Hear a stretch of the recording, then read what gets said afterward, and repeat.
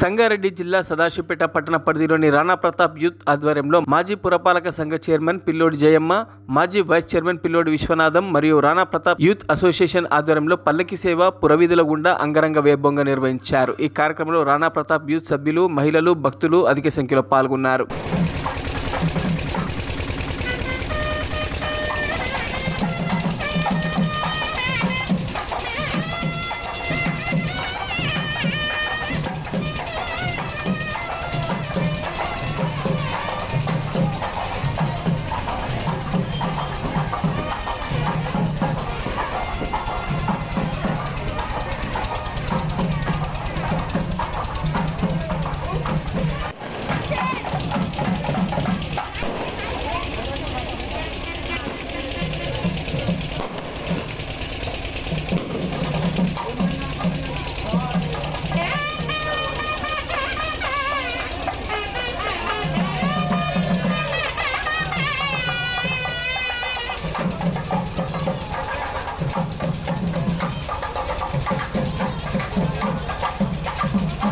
మరిన్ని అప్డేట్స్ కోసం మా ఛానల్ని సబ్స్క్రైబ్ చేయండి.